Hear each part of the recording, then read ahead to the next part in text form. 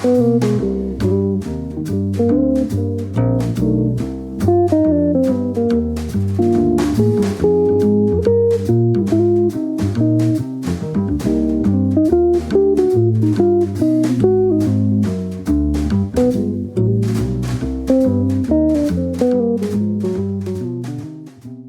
thanks for checking out this video. That was a solo on minor blues, and it's an excerpt from my podcast. In this video, we're going to talk about 5 important topics for soloing and learning how to solo over changes in general, but specifically the minor blues. And then we'll follow this up with drills, so stick around for that. Start by identifying the key center of the tune you're working on if it's a tonal tune. So in this case, we're in C minor. So you can start with the key signature and play a simple scale in that key.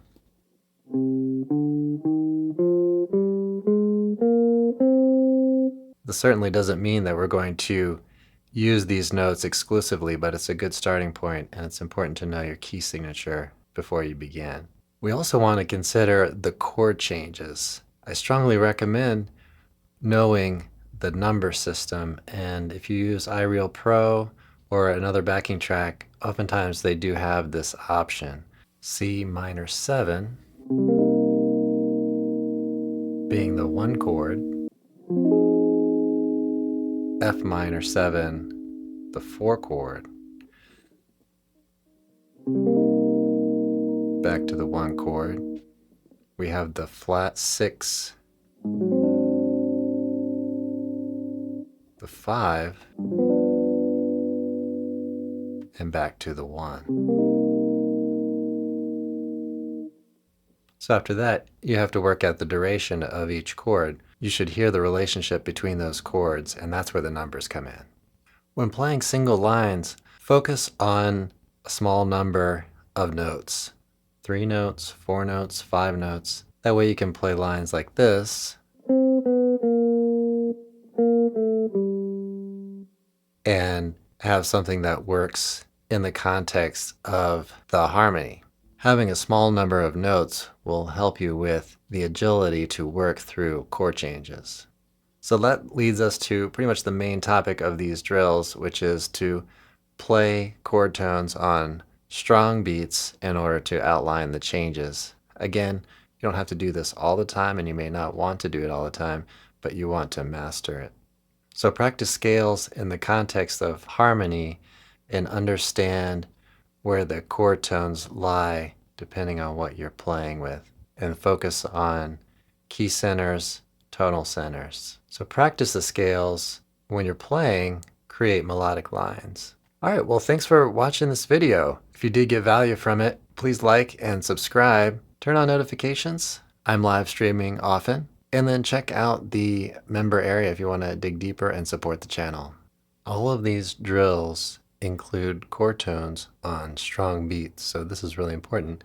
And this is the first step. It's the arpeggio of the chord itself. So on each one of these, play C minor 7, chord, or play with a backing track, and then play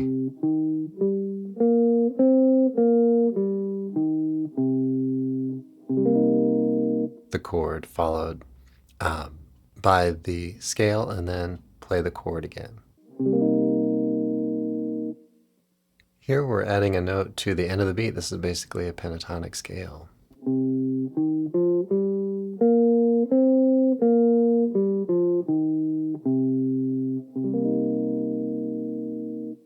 You can repeat this several times, or just return to beat 1 of the first measure.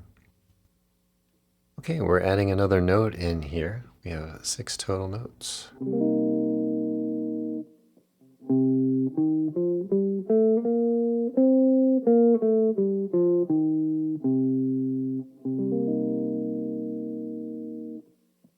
Again, I'm just playing these examples once, but you can keep playing them and getting those into your ear. Okay, so this is our traditional 7-note scale.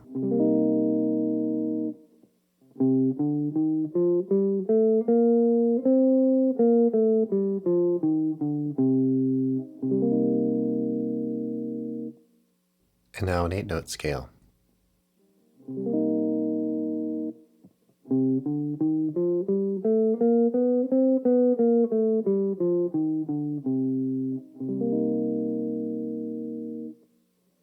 Okay, moving into F minor 7. So play the F minor 7 chord and then play the arpeggio here.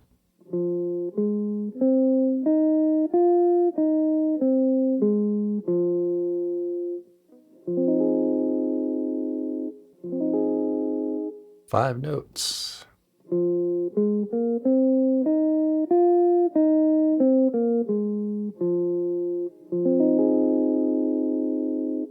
And 6 notes.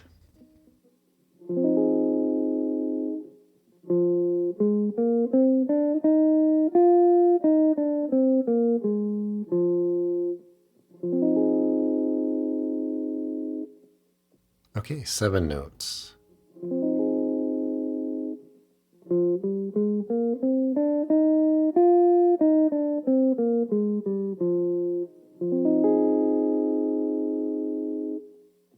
Okay, and 8 notes.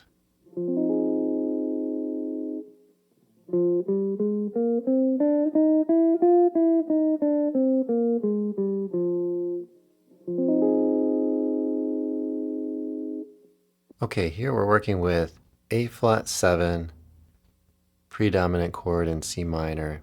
It's the flat 6 chord. We're going to play the basic root 3, 5, flat 7 for this, and then we'll include the sharp 11, the 13, and the chord scale exercises.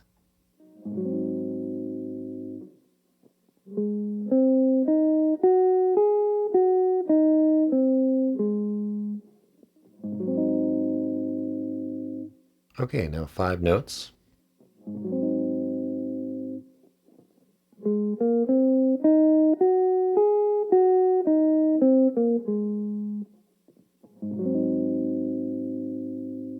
Okay, and 6 notes.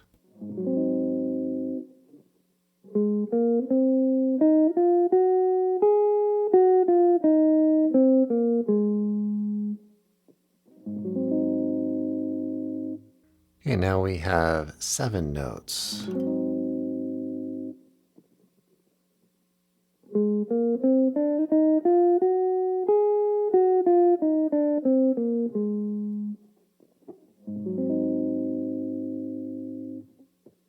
Okay, now we have 8 notes.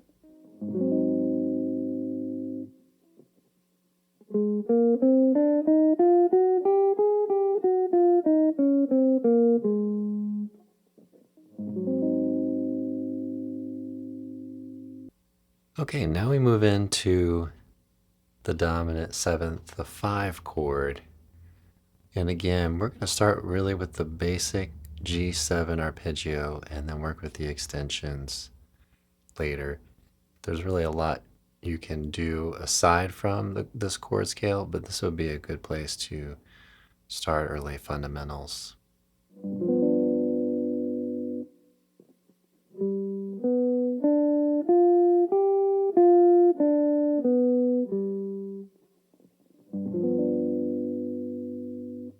Okay, here we'll have a 5-note scale.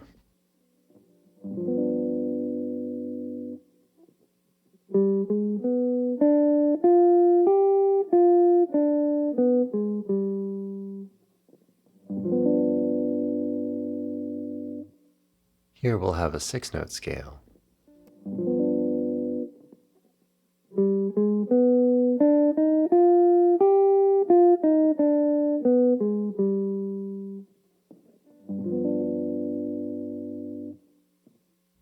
Here we'll have a 7-note scale. Phrygian dominant.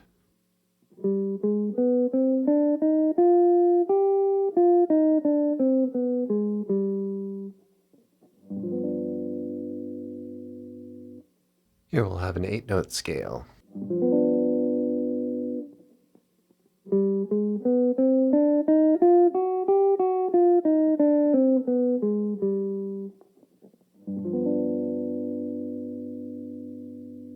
Remember to repeat these drills internalize them, practice them in the context of the blues, minor blues, and in the context of specific chords. Thanks for watching. Please remember to like and subscribe.